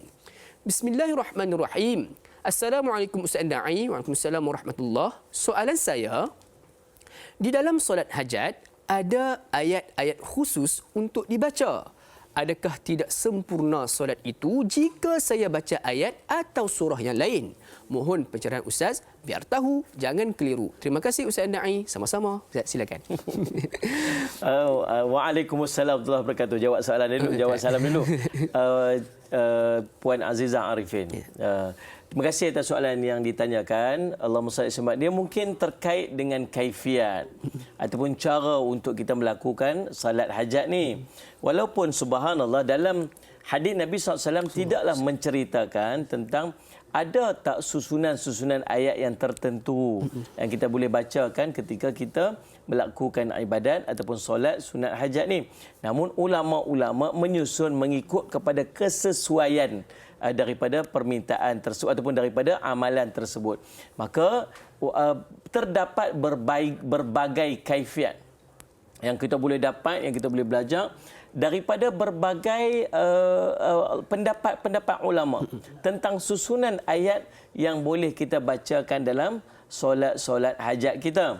Allahumma salli ala Muhammad. Ada yang bermula rakaat pertama kemudian baca qul ya al-kafirun, rakaat kedua baca qul huwallahu ahad sahaja, itu yang paling simple. Ada yang cerita baca ayat kursi 11 kali, kemudian rakaat kedua baca, demikianlah keadaannya. Allahumma salli ala Muhammad. Tuan-tuan boleh baca apa saja surah yang tuan-tuan rasa sesuai dan rasa mampu untuk kita baca dengan baik dan lancar. Hatta pada rakaat pertama memadai baca qul al-kafirun, rakaat kedua baca qul huwallahu ahad pun sudah memadai dah. Nah, cuma ada satu amalan yang saya ambil pada guru saya. Yang saya beramal sekian lama dah, saya ingat semenjak tahun 1997 dulu. Cara yang saya ambil pada guru saya ataupun kafiat yang saya ambil pada guru saya dalam keadaan kita melakukan yang disebut sebagai solat sunat hajat. Namun saya sebut lagi sekali, tak terhad, mungkin kita ambil pada guru kita berbeza cara dia. Mungkin berbeza cara dia. Tak ada masalah apa, tak ada masalah apa. Cuma yang ini yang saya ambil pada guru saya yang saya beramal. Rakaat pertama kita baca surah Fatihah, kemudian kita baca ayat kursi. Ayat kursi. Kemudian kita sambung dengan qul ya ayyuhal kafirun. Itu rakaat pertama. Rakaat kedua kita baca surah Fatihah, kita baca amanar rasul, 2 ayat terakhir daripada surah Al-Baqarah. Kemudian kita baca qul huwallahu ahad. Itu yang kemudian pada sujud yang akhir kita perbanyakkan la ilaha illa anta subhanaka inni kuntu minadh zalimin 11 kali. Itu yang saya belajar daripada guru saya lah. Jadi tuan-tuan boleh buat amal macam tu pun tak ada masalah apa, ataupun tuan-tuan boleh juga buat ikut kepada apa bagaimana yang diajar oleh guru kita yang lain. Tak ada masalah apa, insya-Allah. Itu salah satu daripada amalan dia. Jadi menjawab soalan tadi, boleh. Kita baca mana-mana surah sekalipun, tak ada masalah apa, dan insya-Allah mudah-mudahan yang paling penting ialah doa yang kita panjatkan dalam solat hajat kita tersebut. Wallahu a'lam. Wallahu a'lam. Mudah-mudahan menjawab persoalan tersebut. Jadi Ustaz, satu persoalan Ustaz. Kita sekarang ni masih lagi berhadapan dengan perjuangan kita ni untuk memutuskan rantaian COVID-19. Dan sepanjang tempoh berlakunya pandemik COVID-19 ni, sudah pasti ramai yang diuji. Ada yang diuji dengan kehilangan kerja, ada yang diuji dengan terpaksa tutup bisnes dan sebagainya, Ustaz. Jadi Ustaz, apakah salah satu cara ataupun kaedah untuk berhadapan dengan masalah ini dengan solat sunat hajat ni, Ustaz? Baik, Allahumma salli ala saya. Ibnu Qayyim sebut tentang doa ini merupakan ubat yang paling bermanfaat. Doa ni, permohonan kita pada Allah ni merupakan ubat yang paling bermanfaat. Dia merupakan musuh bagi musibah. Bila sebut doa ni, dia musuh kepada musibah. Dia dapat mengubati dan mengatasinya, yakni musibah tersebut. Mencegah turunnya musibah atau mengangkatnya atau meringankannya. Jadi fungsi doa ataupun hajat kita ni, permohonan kita pada Allah ni, dia boleh buat apa, tuan-tuan? Dia ubat yang manfaat. Kata saya ulang balik perkataan Ibnu Qayyim tadi ni. Kemudian dia boleh buat apa ni? Dia juga merupakan musuh kepada musibah. Lagi dia boleh mengubati, boleh mengatasi, boleh mencegah turunnya musibah ataupun mengangkatnya ataupun meringankannya. Dan dia merupakan senjata orang beriman. Jadi subhanallah, bila kita berhadapan dengan ujian dalam kehidupan kita ni, maka tuan-tuan, tidak ada jalan, tidak ada cara yang paling cantik untuk kita mengadu dan merintih kepada Allah melainkan dengan kita melakukan memanjatkan doa ataupun dengan cara yang paling yang cara yang kita boleh buat ialah dengan kita melakukan solat hajat. Dan bila kita berhadapan dengan musibah ataupun ujian macam ni, maka dia boleh jadi macam mana? Kata Ibnu Qayyim, dia boleh jadi daripada 3 keadaan. Ingatlah, bila ada musibah, ada ujian yang berlaku dalam kehidupan kita, ada ni waktu zaman COVID-19 ni, ada sahabat-sahabat kita yang terpaksa diberhentikan kerja. Kita tumpang sedih. Sebab susah, kita tak boleh nak bayang kesusahan dalam kehidupan. Ada pendapatan, tiba-tiba hilang pendapatan, sebagainya. Saya teringat ada seorang yang polis yang jaga dekat frontline hari itu kan. Dia kata bila dia tahan kereta-kereta yang nak balik ke kampung sebagainya, ditunjuk surat apa? Berapa ramai yang tunjuk surat diberhentikan kerja. Dia kata saya rasa macam saya susah dah jadi frontliner ni. Rupanya ada orang lebih susah waktu tu. Maka menginsafi diri dia. Tuan-tuan, kita berhadapan dengan ujian-ujian dalam kehidupan kita. Dan tidak ada jalan yang paling cantik untuk kita berhadapan dengan ujian ini melainkan kita memperbanyakkan doa kita kepada Allah SWT. Maka Ibnu Qayyim sebut 3 perkara dia kata. Bila kita berdoa berhadapan dengan musibah, dia akan jadi salah satu daripada tiga jalan ini. Yang pertama, doa kita lebih kuat daripada musibah tersebut, maka doa kita akan mengusir musibah tersebut. Yang pertama, doa kita lebih kuat daripada musibah, maka dia mengusirnya. Yang kedua, doa kita lemah daripada musibah. Doa kita tu lemah daripada musibah. Musibah tu lebih kuat daripada doa kita tu. Maka musibah dapat mengalahkannya sehingga seseorang ditimpa musibah, akan tetapi boleh jadi doa dapat meringankannya walaupun doanya lemah. Dalam situasi itu, musibah tu lebih berat. Doanya kurang, doanya lemah. Apa yang akan berlaku? Tetap subhanallah, walaupun musibah itu lebih berat, tetapi disebabkan doa itu akan membantu untuk meringankan musibah tersebut. Daripada tak doa langsung. Macam kalau musibah tu 100%, 100% lah dia kena. Tapi kalau dia doa, walaupun doa dia lemah, mungkin doanya itu kongsi 20%. Musibahnya akan dikurangkan jadi 80%. Paling tidak dia akan merasa ringan daripada musibah tersebut. Tuan boleh faham nah? Yang ketiga, subhanallah salli ala sayyidina Muhammad, keduanya berlawanan di antara satu sama lain. Doa sama kuat, musibah sama kuat. Doa sama kuat, musibah sama kuat. Lalu Allahumma salli ala sayyidina, apa yang akan berlaku kata Ibn Qayyim, maka saling mencegah terjadinya pada orang tersebut. Musibah kuat, doa pun kuat, dia akan jadi macam mana? Dia akan saling berlawanan. Yang akan mendapat manfaat siapa? Orang yang berdoa tersebut. Maka tuan-tuan subhanallah, apabila kita ditimpa dengan ujian, kita ditimpa dengan musibah, kita berhadapan dengan ujian yang tidak menentu dalam kehidupan kita, maka yang paling cantik pada kita ialah pada setiap hari bangunlah untuk kita bermunajat, berdoa kepada Allah, kita melakukan solat hajat supaya Allah mempermudahkan urusan kehidupan kita dan Allah memberikan kebaikan dalam kehidupan kita, insya-Allah. Dan saya pun nak cadang juga Da'i Luqman dan semua sahabat-sahabat kita, dalam waktu yang macam ni, kita jangan lupa untuk berdoa kepada saudara se-Islam kita yang lain. Jangan, sahabat-sahabat kita, jangan lupa. Sebab kita memerlukan doa ni bukan setakat untuk dia, tetapi untuk diri kita.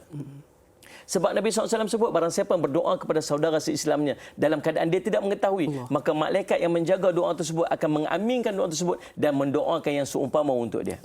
Waktu ni ramai di kalangan sahabat-sahabat kita yang berhadapan dengan ujian dalam kehidupannya, disebabkan oleh suasana yang tak menentu pada hari ini. Tuan-tuan, bangunlah malam-malam, angkat tangan, sebut nama saudara-saudara, sahabat-sahabat kita tu.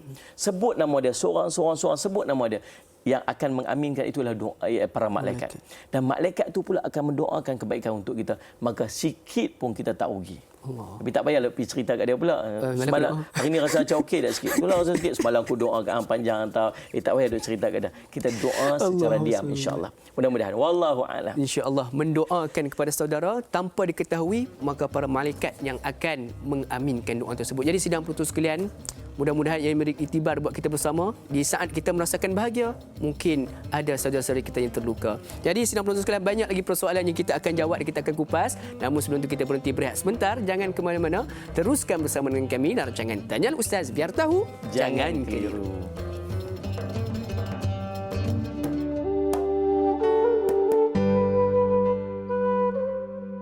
Dan apabila hamba-hambaku bertanya kepadamu mengenai aku, maka beritahu kepada mereka, sesungguhnya aku sentiasa hampir kepada mereka. Aku memperkenankan permohonan orang yang berdoa apabila ia berdoa kepadaku, maka hendaklah mereka menyahut seruanku dengan mematuhi perintahku, dan hendaklah mereka beriman kepadaku supaya mereka menjadi baik serta betul. Surah Al-Baqarah ayat 186.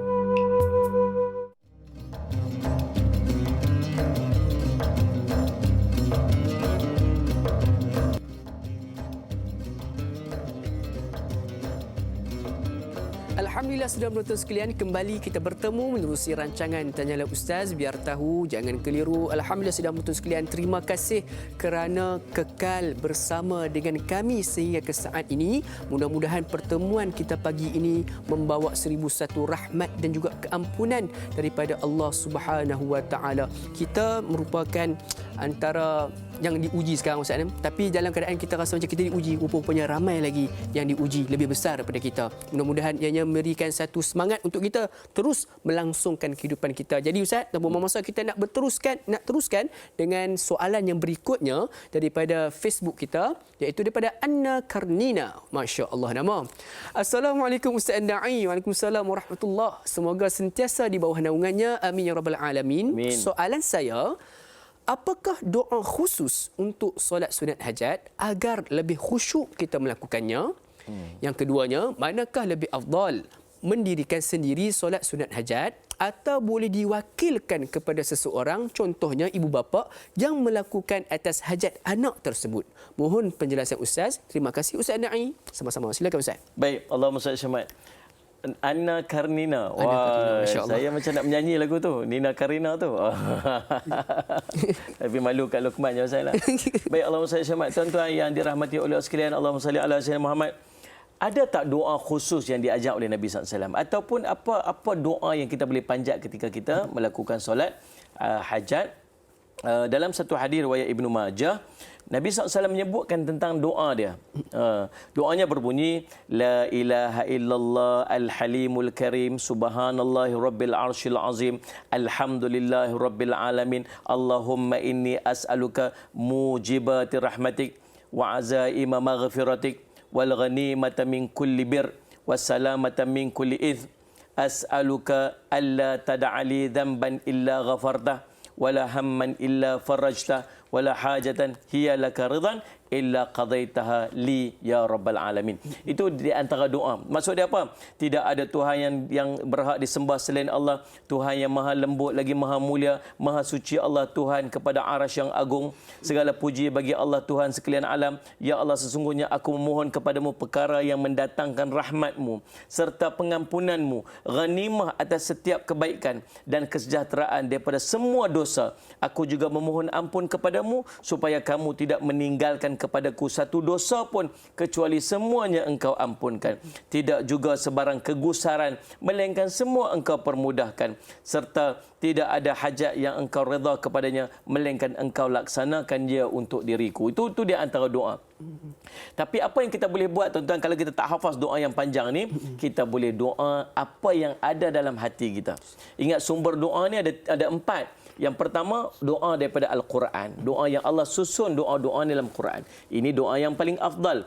Yang kedua, doa yang disusun oleh Nabi sallallahu alaihi wasallam yang tercatat dalam hadis-hadis baginda Nabi sallallahu alaihi wasallam. Yang ketiga, doa yang disusun oleh alim ulama. Doa yang tidak ada dalam hadis, tidak ada dalam Al-Quran, tapi doa-doa yang ulama tolong susun dekat kita pun boleh juga. Yang keempat ialah doa yang apa yang ada dalam hati kita sendiri. Kan, baru beli kereta nak loan kereta, macam ya Allah, doa macam mana nak cari doa loan kereta tu kan.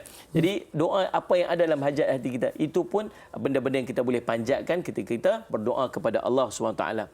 Yang kedua, boleh tak minta orang lain tolong doakan untuk kita, ataupun orang lain tolong solat hajat untuk kita? Subhanallah, boleh, tak ada masalah apa.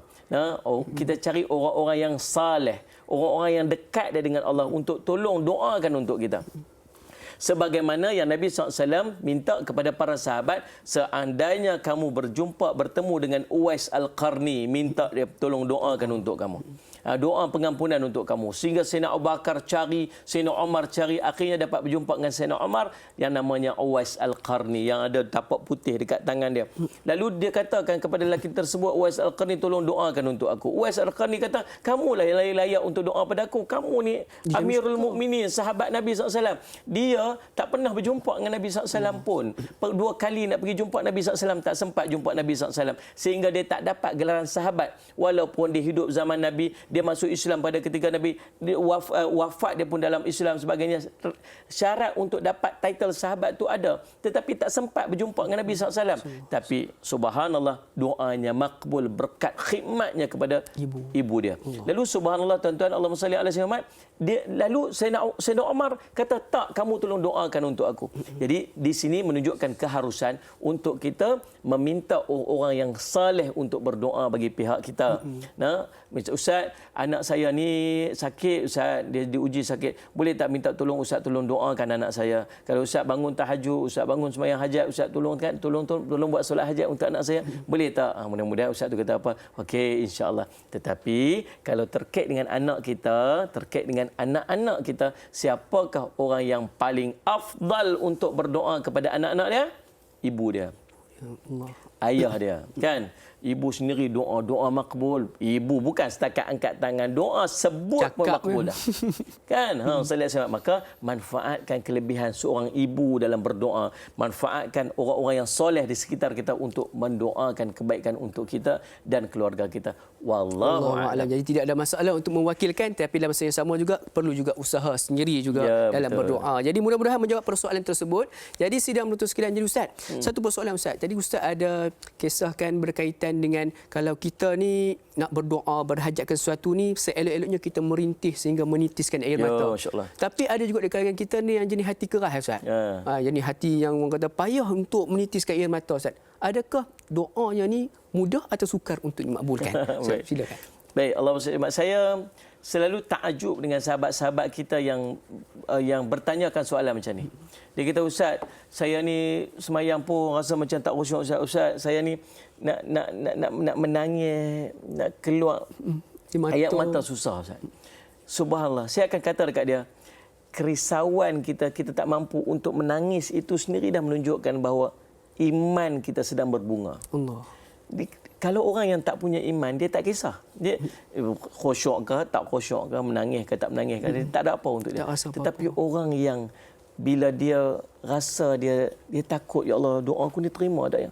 Pasal apa aku ni susah sangat nak menangis ni, ya Allah, kenapa apa keras sangat tu? Itu menunjukkan bahawa iman dia sedang berbunga. Maka tuan-tuan yang dirahmati oleh Allah sekalian, Allahumma salli alaihi wasallam. Apa kita kena buat tuan-tuan? Allahumma salli alaihi wasallam. Usahalah untuk, kata Sayyidina Abu Bakar radhiyallahu an, kalau kamu tak mampu untuk berdoa, kalau tak mampu untuk menangis, paksalah diri kamu untuk menangis. Berlakulah untuk biar sampai keluar air mata dia. Subhanallah, paksa diri tuan-tuan untuk kita menangis, biar sampai satu hari tak perlu dipaksa, tangisan itu akan keluar daripada mata dia sebab hatinya sudah lembut, insya-Allah, mudah-mudahan. Wallahu a'lam. Insya-Allah mudah-mudahan menjawab persoalan tersebut. Jadi tidak ada masalah Ustaz. Cuma kita merasakan itu tidak ada masalah. Itu merupakan Allah memahami apa yang kita rasakan. Jadi Ustaz, kita nak teruskan dengan soalan seterusnya dan ini juga boleh jadi sebagai soalan penutup kita pada hari ini. Assalamualaikum Ustaz Jafri dan Da'i. Assalamualaikum warahmatullahi. Saya ingin memohon agar Ustaz dapat kongsi apakah doa-doa yang selalu Ustaz lafazkan ketika solat hajat. Saya pernah terdengar dan sangat suka doa-doa Ustaz yang sangat lengkap. Terima kasih yang berharap daripada Puan Nazariah daripada Singapura, Ustaz. Oh, ni saudara serumpun kita. Jadi Ustaz, Ustaz berikan sedikit kesimpulan ringkas dan bolehlah Ustaz kongsikan doa tersebut. Baik, Allahumma salli alaihi. Puan Nazariah daripada Singapura, masya-Allah, ni sahabat-sahabat kita yang sentiasa mengikuti program-program kita walaupun jauh daripada kota Singa, jiran kita, masya-Allah. Kita doakan segala kebaikan. Baik, saya nak jawab soalan tersebut dengan doa yang akan kita panjatkan, insya-Allah. Mudah-mudahan kita teruskan istiqamah untuk kita solat hajat, dan solat hajat bukan hanya pada ketika kita punya hajat, tetapi sebenarnya kita punya hajat dalam setiap urusan kehidupan kita. Maka istiqamahlah untuk kita melakukan solat hajat pada setiap hari, insya-Allah. Tolong set waktu, mungkin selepas isyak buat siap-siap, ataupun yang paling cantik pada waktu qiyamul lail kita pada setiap hari, insya-Allah. Saya sendiri saya cuba untuk beramal setiap kali lepas isyak kita akan buat siap-siap solat hajat ni supaya Allah mengampunkan dosa kita sebelum tu dan Allah memelihara kita pada keesokan harinya. Itu antara amalannya. Baik, bismillahirrahmanirrahim. Alhamdulillahirabbil alamin wal aqibatu lil muttaqin ala umuri dunya waddin. Allahumma salli ala Sayyidina Muhammad wa ala ali Sayyidina Muhammad. Ya Allah, ya Tuhan kami, Engkau ampunkan dosa kami, ya Allah. Ampunkanlah dosa ibu dan ayah kami, ya Allah. Ampun dosa anak-anak kami, ya Allah. Ampun dosa guru-guru kami, ya Allah. Ya Allah, ya Tuhan kami banyak melakukan kesilapan dalam kehidupan kami, ya Allah. Kami engkar perintah-Mu, ya Allah. Ya Allah, kami sering saja melanggar apa yang Engkau larang, ya Allah, dalam kehidupan kami, ya Allah. Ampun dosa kami atas kesilapan-kesilapan kami, ya Allah. Ya Allah, ya Tuhan kami, Engkau berilah segala kebaikan dalam kehidupan kami, ya Allah. Jadikanlah kami hamba hamba-Mu yang Engkau kasih, yang Engkau sayang, yang Engkau pandang, ya Allah. Ya Allah, limpahlah rahmat yang kasih sayang-Mu terhadap kami, ya Allah. Berkatilah kehidupan kami, ya Allah. Permudahkanlah urusan kami, ya Allah. Ya Allah, ya Rahman, ya Zal Jalali wal Ikram. Ya Allah, Engkau jauhlah kami daripada musibah, ya Allah. Jauhlah kami daripada bala bencana, ya Allah. Jauhlah kami daripada penyakit-penyakit yang berbahaya, ya Allah. Ya Allah, lindungilah keluarga kami, ya Allah, daripada kemaksiatan di sisi-Mu, ya Allah. Peliharalah keluarga kami, ya Allah, daripada fitnah yang sedang berlaku, ya Allah. Ya Allah, ya Rahman, ya Zal Jalali wal Ikram. Ada di kalangan kami sahabat-sahabat kami yang diuji, ya Allah. Kau berilah kepada mereka kemudahan, ya Allah. Berilah kepada mereka kebaikan, ya Allah. Berilah kepada mereka kelapangan dalam kehidupan, ya Allah. Engkau gantikanlah ujian tersebut dengan kebaikan-kebaikan yang berganda, yang akan memudahkan kehidupan mereka dunia hingga akhirat, ya Allah. Ya Allah, berilah kami rasa khusyuk dalam ibadat kami, ya Allah. Pertama kali, ya Allah, Engkau masukkanlah hati kami, ya Allah, rasa khusyuk, rasa keindahan dalam kami melakukan ibadat kepada-Mu, ya Allah. Kami tak pernah merasakan kemanisan dalam ibadat kami, ya Allah. Tolonglah, ya Allah, berilah kami rasa walau sekali, ya Allah, bagaimanakah rasa manisnya, rasa khusyuknya dalam ibadat kami kepada-Mu, ya Allah. Ya Allah, bimbinglah kami, ya Allah. Kasihanilah kami, ya Allah. Peliharalah kami, ya Allah. Pandanglah kami, ya Allah. Ya Allah, ya Rahman, Engkau redalah kami untuk syurga-Mu, ya Allah. Redalah kami untuk syurga-Mu, ya Allah. Dan jauhkanlah kami daripada api neraka-Mu, ya Allah. Rabbana atina fid dunya hasanah wa fil akhirati hasanah wa qina adzaban nar. Wa sallallahu ala sayyidina Muhammadin wa ala sahbihi wasallam.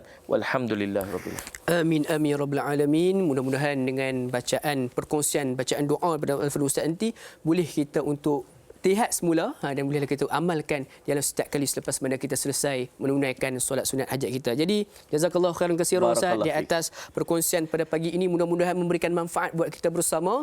Jadi sidang penonton sekalian, sedikit peringatan ataupun makluman daripada sidang penonton sekalian berkaitan dengan topik isu hari, iaitu dalam Ustaz Isu Hari bersama dengan moderator kita Da'i Aiman dan juga ahli panel kita itu Ustaz Ahmad Fuad Mokhtar. Masya-Allah, adinda saya Ustaz. Iaitu topik berkaitan dengan akhlak, itu Rasulullah sallallahu alaihi wasallam menjaga rahsia. Jadi kepada sidang penonton sekalian, jangan lupa untuk menonton rancangan ataupun topik tersebut pada esok hari jam 6.30 pagi hingga 8.30 pagi hanya di TV3 dan juga di TV9 insya-Allah. Jadi sedikit Ustaz kalam hikmah untuk hari ini. Setiap daripada kalangan manusia itu sudah semestinya memiliki hajat di hati. Maka pintalah kepada Allah yang merupakan pemilik sanubari. Wallahu alam. Bertemu lagi di lain episod. Saya Dan Luqman mohon mengundur diri. Assalamualaikum warahmatullahi wabarakatuh. Tanyalah Ustaz, biar tahu jangan keliru.